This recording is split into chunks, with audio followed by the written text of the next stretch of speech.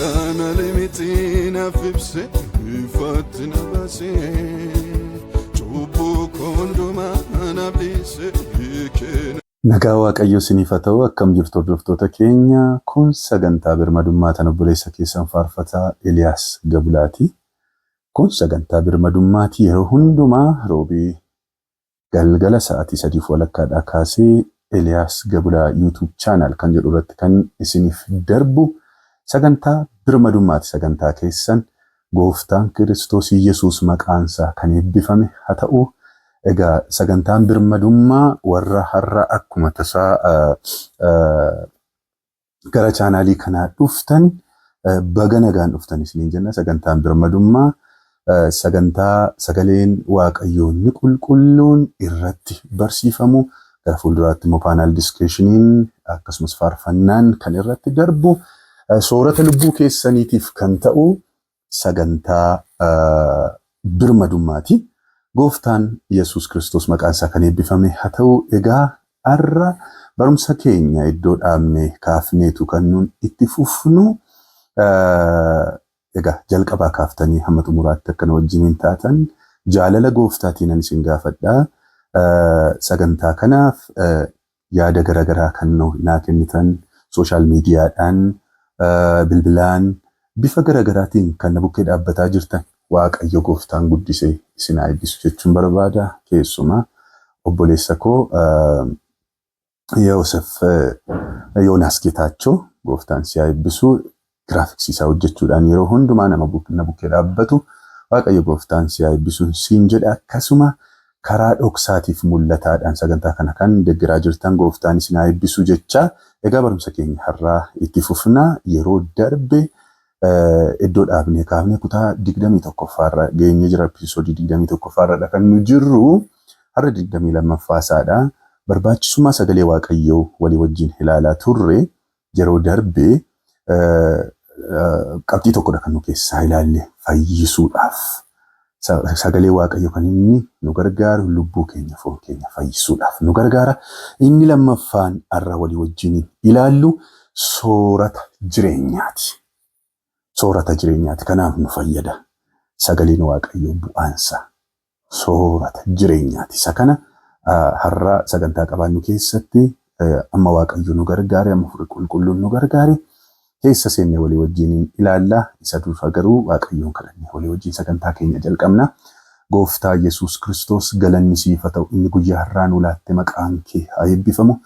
Sagantaa kana kan hordofaa jiran lafa isaan jiran hundumaatti isaan eebbisi. Harki kee isaaniif diriiru. Maqaa Yesuus Kiristoosiin samiin kun nuuf banamu, Hafuurri Qulqulluun nutti dubbatu, hamaan isa kanaan mormu. Bifa garaagaraatiin obboloota koo kan lolu, kan naan lolu maqaa Yesuus Kiristoosiin kan rukkutame haa ta'u. Jalqabaaf xumura nuuf ta'i maqaa Kiristoos Yesuusiin si kadhannee baa'u. Ameen. Tole. Soorata jireenyaati. Sagaleen Waaqayyoo sooratadha. Sagaleen Waaqayyoo buddeena. Sagaleen Waaqayyoo baay'ee barbaachisaadha.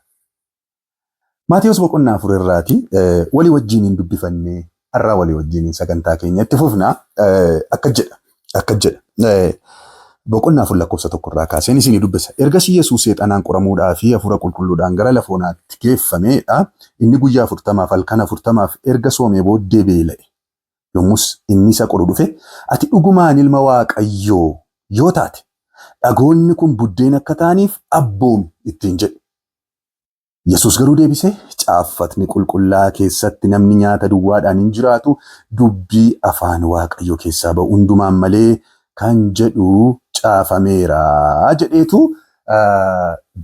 dubbata sagaleen Waaqayyo. Maqaan Kiristoos kan eebbifame haa ta'u. Egaa iddoo kanatti kutaa kana Gooftaa Yesuus Kiristoos halkan 40 fi guyyaa 40 yeroo inni sooma sanaa booddee waan isatti dhufe ilaalla. Gabaabaadhumatti argina.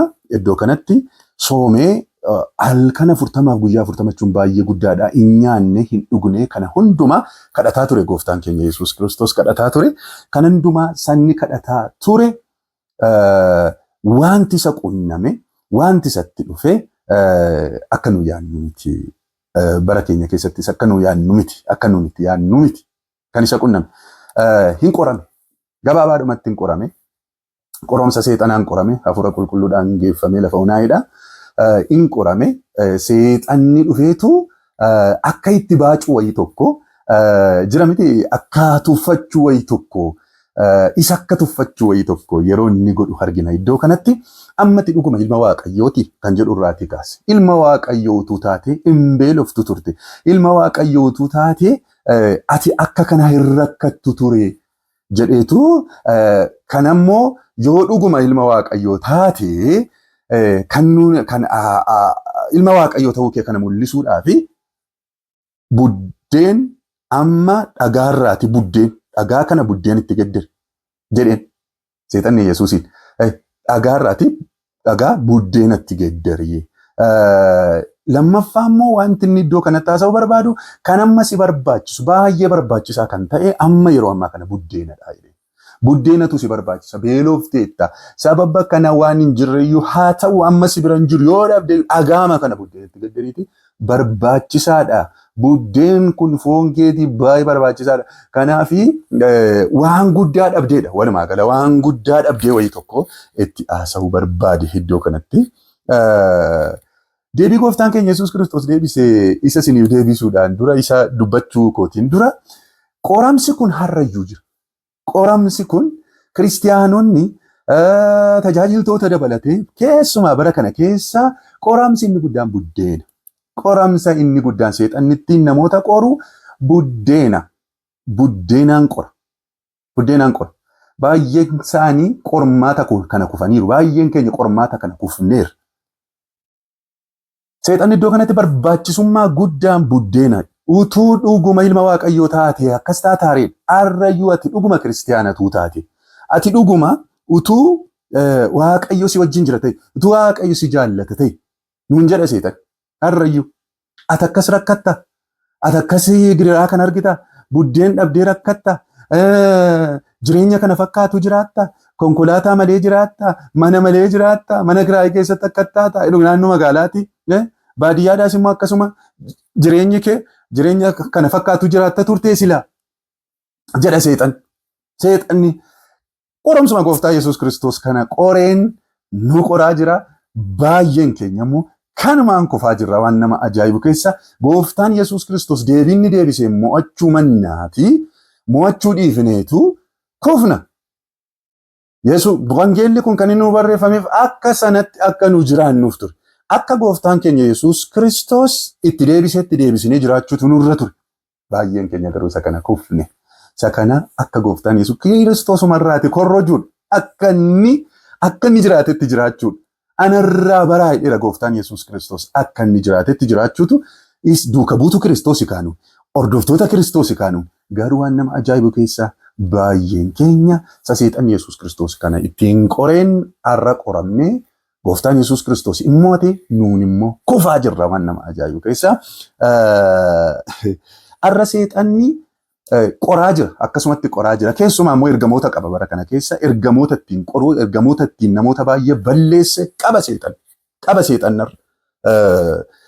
Isaanis barsiisota ta'uuf raajota sobaatiin kan inni fayyadamu har'a waan isin ajaa'ibu keessaati. Akkuma kana isaaniin maal jedhu ati Kiristoositti amantee jennaan bakka beelamuun sirra hin jiraatu. Ati Kiristoositti amantee jennaan rakkachuun sirra hin jiraatu. Ati Kiristoositti amantee jennaan gidirfamuun sirra hin jiraatu. Rakkinni sirra ga'uun sirra hin jiraatu. Kiraateriyaa isa guddaa buddeen biyya lafaa kanarraa godhanii kan isaan isin raajan isa, kan isaan isin barsiisan isa, isaan successful ta'utu sirra jiraata. Haati isa akka barbaaddes godhii waliinis dhayi.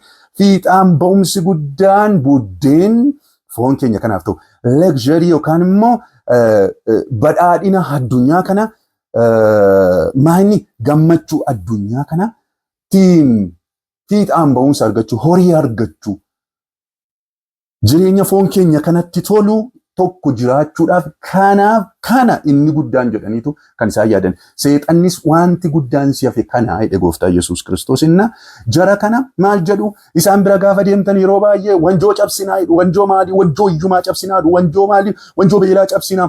Kana booddee beela'uun sirra hin jiraatu sirraa caba jedhu. Rakkinni sitti dhufuun irra hin jiraatu qoramuu hin qabdu ati. Yesuus Kiristoos iyyuu hin qorame. Hin sobda. Yesuus Kiristoos iyyuu hin qorame. Garuu isaan maal jedhu qoramuu hin qabdu, rakkachuu hin qabdu, beela'uu hin qabdu, akkas ta'uun sirra hin jiraatu. Kanaafuu wanjoo cabsina. Wanjoo cabsina. Kanaafuu maal goonu si waa facaas. Birrii fidi sirraa cabsina. Jalqaba duraa firraan cabsanii. Erga birrii gaafachuudha ta'e, erga horii nama gaafatu ta'e, rakkina qarshii sirraa cabsina, rakkina qarshii dhabuu sirraa cabsinadha. Qarshii gaafachuun maalidha? Maalidha? Naqaa malee, dammaqaa malee, dammaqaa malee, yaa saba dammaqaa malee. Ergaa rakkinan sirraa cabsaidha ta'e, erga iyyuman sirraa cabsaidha ta'e, maaliif birrii si gaafata? Ofirraan cabsuu jalqaba dura. Qarshii nama gaafata.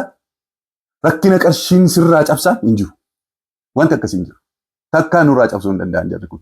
Inni guddaan hin daam kan rakkinni keenya guddaan wanjoo sirraa cabsine isaan jedhan wanjoon saba kanaa isaani. Waaqayyo isaan hin nurraa cabsu. Isaantuu cabuu qaba. Isaantuu hafuura kanatu hafuura sobaa kanatu cabuutu irra jiraata. Barsiisonni sobduu raajoonni sobduu yoo isaan wanjoon saba kanaa inni guddaan wanjoon saba kanaa inni guddaan isaanidhayyuu. Isaanidhayyuu. Wanjoon keenya qarshii miti. Qarshii yoo sassaabanii biyya iyyoomsu kan iyyoomsaa jiru isaani wanjoon isaanidha. Wanjoon raajota sobduudha. Addaraashaa guguddaa banatanii nu eebbisuudhaaf miti yookaan immoo wanjoon irraa cabsuudhaaf nu caccabsuudhaaf malee isin caccabsuudhaaf malee haa jedhu. Hiyyuma keessa daaraa isin gochuudhaaf jedhaniitu malee. Hattoota hin sobu takkaa wanjoon qoramsi takkaadhuma Yesuus Kiristoos iyyuu qorame hin qoramne. Hin beelofna hin rakkanna wangeelaaf jenne. Biyya lafaa kanarratti inni guddaan barbaachisaan isa miti. Gooftaan Yesuus Kiristoos seexanaaf deebii gaafa deebise akka jedheen namni buddeen duwwaadhaan jiraachuu hin danda'u. Obboleessa obboleettii kun namni buddeen duwwaadhaan jireenya hin jiraatu. Namni buddeen biyya lafaa kanarraa amma barbaade yoo nyaate jireenya hin jiraatu. Amma barbaadde nyaadhu. Amma barbaadde nyaata madaalamaa nyaadhu. Amma barbaadde konkolaataa garasii garanaa oofi. Amma barbaadde walirra turii qarshii. Waan nama ajaa'ibu kun sin jiraachisu. Yoo si gargaarte waggaa 70 duwwaa si jiraachifti biyya lafaa kana. Kana duwwaadhaaf si gargaarte. Inni kun jireenya hin jedhamu. Buddeen jireenyaa kan ta'e edda gooftaan Yesuus Kiristoos inni barbaachisaan isa kana osoo hin taane inni barbaachisaan buddeensa kanatu hin ta'e. Namni buddeen duwwaadhaan hin jiraatu. Dubbii afaan Waaqayyoo keessaa ba'u malee gooftaan Yesuus Kiristoos. Bara baraan kan si jiraachisu sagalee Waaqayyooti jedhe. Dubbii afaan Waaqaa keessaa ba'u ilaa kunoo wangeela kana. Sagalee wangeela kanaati yaa saba Waaqayyoo kan bara baraan isin jiraachisu. Jarri hin sobdi. Galgalaa ganama xurumbaan ni seena fuuftuu raajoonni sobduu barsiisonni sobduun yeroo hundumaa waa'ee buddeena waa'ee mana biyya lafaa kanarraa jireenya biyya lafaa kanarraa isinii lallabu isinii sumatti dhaabbattanii halaakaa waltanii hiyyaa waltanii galtu. Waa tokkoyyuu hin argattan bara baraan isiniin jiraachisu. Wanjoo sirraa cabsa sirraan cabsa wanjoo takka wanjoon keenya nutti jabaataa dhufe malee suma fooniitiin iyyuu wanjoon isinirraa cabsa. Birrii isinirraa sassaabanii isin iyyoomsan malee hin sooromne dhugaan isiniin jedha. Silaayyuu sooruman jedhamu inni addunyaa kanarraa inni amma waggaa 70-80 isayyuu yoo Waaqayyo isin gargaaree achi geessa. Reeshiyoon isaa amma gara waggaa 40 gara waggaa 50 gabbu'aa jira. Umuriin dhala namaa biyya lafaa kanarra. Amma barbaaddee walirra tuulte kanuma duwwaaf si fayyada. Bara baraan sin jiraachisu. Dubbiin sagalee Waaqayyoo garuu jireenya dhaabbii hin qabne bara baraan amma du'a garasiitti du'a garas jireenya bara baraa kan si jiraachisu sagalee Waaqayyooti. Isa kanan gooftaan Yesuus Kiristoos seexana forfeedhaan kan inni hari'e. Akkasittiin jedheen namni buddeen duwwaan hin jiraatu. Dubbii afaan Waaqaa keessaa ba'u wangeela kanaan malee. Jarri wangeela kana isinitti lallaban wangeela kana isiniif hin dubbisan. Seexanatu isaan kaafate waan isin ajaa'ibu keessa ergamtoota seexanaatu shaaraa diriirfateera. Ergamtoota seexanaatu addaraasha guddaa ijaarrateera. Ergamtoota seexanaatu TV guguddaa banatee jira. Waan isin ajaa'ibu keessa ergamtoota seexanaati jirru kun. Namni Kiristoosiin isinitti lallabne namni wangeela kana isinitti lallabne kaa jireenya kasaaraa keessa isin deemsisaa jira. Utuma ta'e utuma wanjoo kana cabsuu danda'u ta'e jireenyuma foon keessanii kana gedderu yoo ta'e du'a isiniin oolchan inni isiniin jedhe. Du'a isiniin oolchan. Utuu sooromtee du'a hin ooltu. Waggaa 100 tokkoon kee lafa kanarra jiru. Du'a hin ooltan yaa jaran. Bara baraan isiniin jiraachisu. Inni isin duukaa fiigaa jirtan kun galgalaa ganama waa'ee suuqii keessanii namni inni baay'een dhukkubaaf jedheetu kan inni jooru asii bahee kutaa biyyaa dhaqa. Kutaa biyyaatii gara asii dhufa garas dhaqa kan inni isin joortan. Meetaa ilaala jireenya bara baraatiif. Jireenyaaf. Jireenya bara baraatiif foon keessan kun akka fayyuuf yoo isin fayyisan utuma fayyitan iyyuu dhukkuba biraa dhukkubsattu deebitanii. Bara baraan hin fayyitanii naftan Yesuus Kiristoos Alaazaariin du'aa kaasee bara baraan du'aa ka'ee hin du'e foon isaatiin du'e. Yoo du'aa ka'eyyuu gaafa sana deebi'ee du'e. Bara baraan kan hin duune Yesuus Kiristoos duwwaadha. Bara baraan kan nu jiraachisu wangeela kana duwwaadha. Sagalee kana duwwaadha. Sagaleen kun bara baraan si jiraachisa. Dubbii afaan Waaqaa keessaa ba'uun duwwaadha bara baraan jiraachuu kan nu dandeenyu. Obboloota ko. Isinatti nan. Isaa ala waa barbaadda lafa kanarraati walitti guuraa hoola. Inni kun waggaa 70 gaditti duwwaasin gargaara. Isaa ala achi isin dabarsuu hin danda'u. Bara baraan isin jiraachisuu hin danda'u. Namni har'a dargaggeessa ta'ee jiru kun waggaa 100 hin jiru. Jaarsi har'a jiru hin jiru. Ijoolleen har'a dhatte waggaa 100 hin jirtu. Hin jiru. Dhaloota biraatu dhufa lafa kanarra. Hin duuta. Yookaan bara baraan jiraatta yookaan bara baraan duuta. Wangeela kana sagalee Waaqayyoo kana ignoor gootee sagalee Waaqayyoo kana malee jireenya waan jedhamu hin jiru. Dubbii afaan Waaqaa keessaa kana ba'utu si jiraachisa bara baraan. Kanaafi mata duree makoo irratti jalqabuu duraa waan inni isiniin jedhe sagalee Waaqayyoo waan inni barbaachisu bara baraan nu jiraachisuudhaafi. Dubbiin Waaqayyoo jiraataadha. Jedha Ibraawota 4:12 dubbiin Waaqayyoo jiraataadha.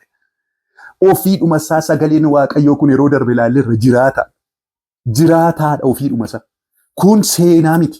Arrasa kana hin dubbifatta arra akka isa kanaatti jiraattaa si jiraachisa. Bara baraan si jiraachisa waan si ajaa'ibu waggaa 70 miti. Isa waggaa 70 dabalate sa bara bara walitti dabalate paakeejii guddaadha sagaleen Waaqayyoo. Inni sin duukaa fi gidan baay'een isaa garuu waggaa 70 duwwaadha. Waggaa 70 kan duwwaadhaaf si gargaara lafa kana. Baay'een keenya immoo gimmaasha isaa fixneerra. Baay'een keenya immoo boorganamayyuu kan hin jirre jiru. Boorganamayyuu kan umuriin keenya saaxxadu jiru. Daqiiqaa kana booddee maal akka taanu kan hin beekne. Kanaaf dammaquutu nurra jiraata. Dubbii sagalee Waaqayyoo nyaachuutu nurra jiraata. Dubbii sagalee Waaqayyoo kana galgalaa ganama namoota nu barsiisan ofii keenya dubbifataa itti jiraataa.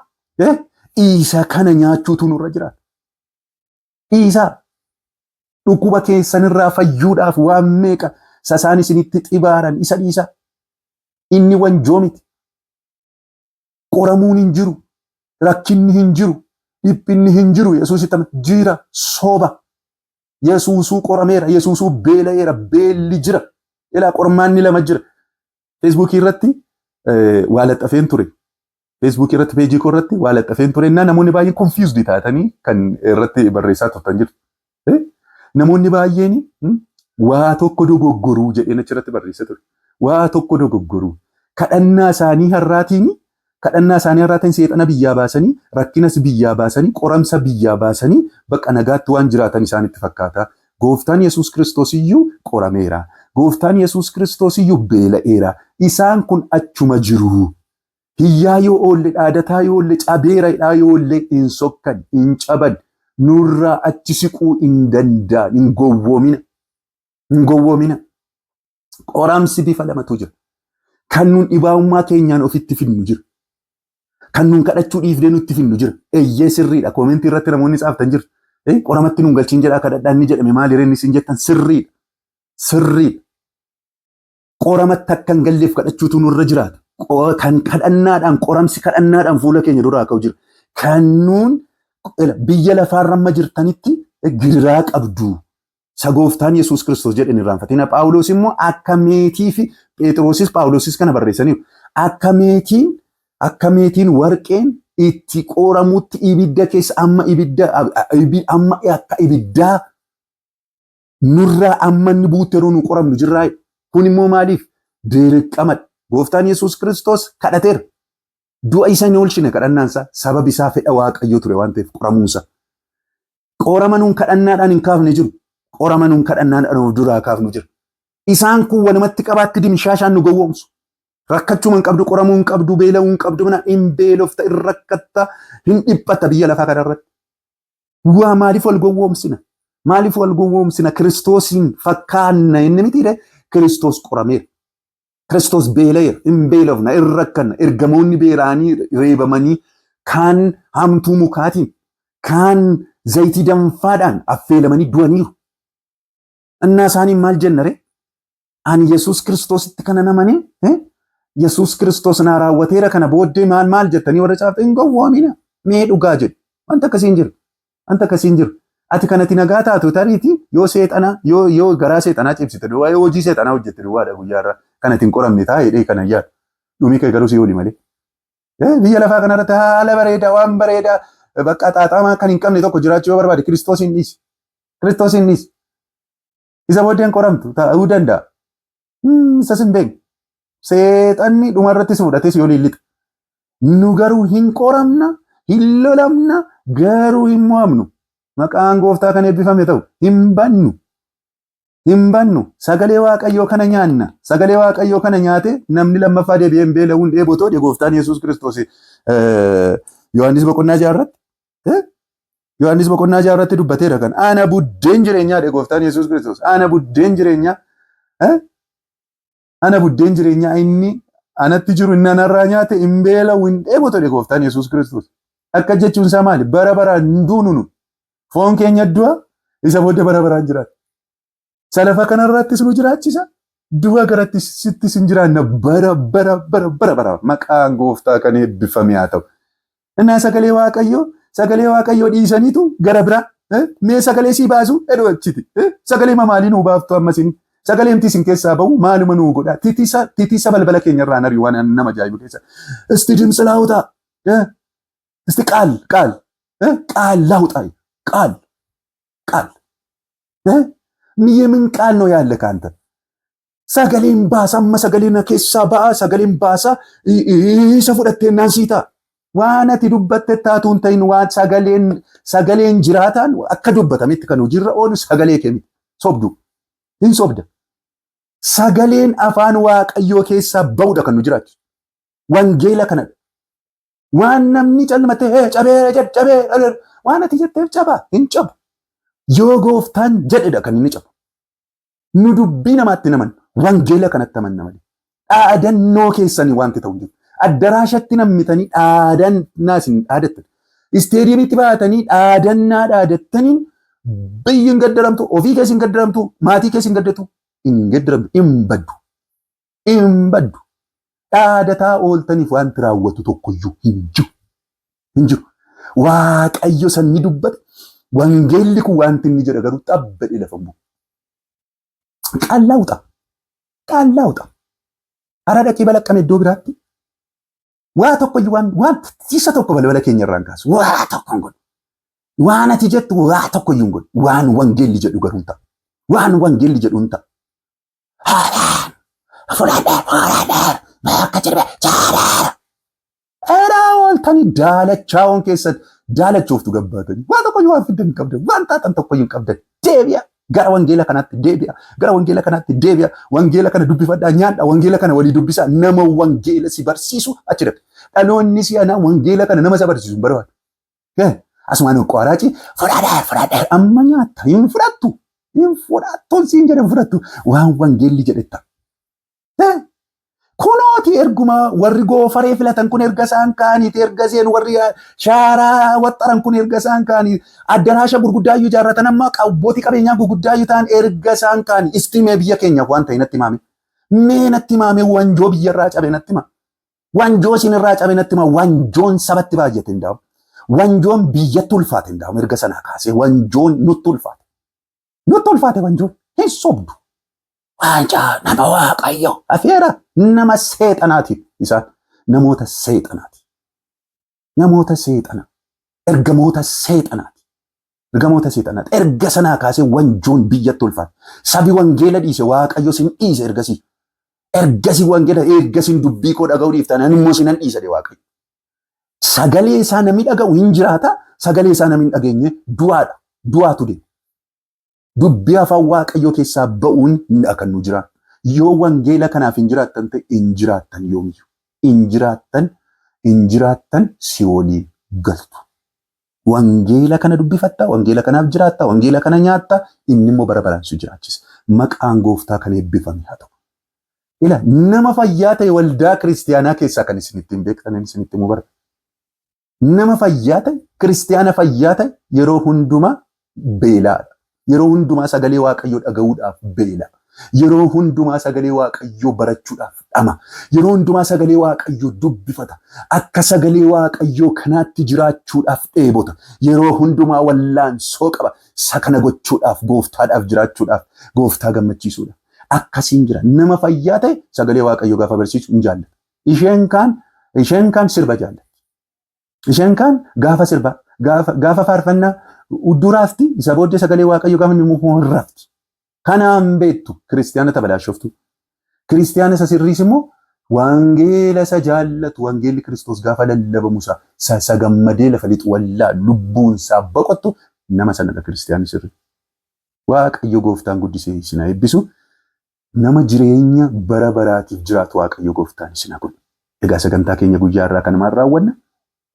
Sagantaa sattaa nutti deebinee wal agarra. Qabxiisa sadaffaa walii wajjin ilaalla. Sagalee Waaqayyoo nu barsiisuudhaaf.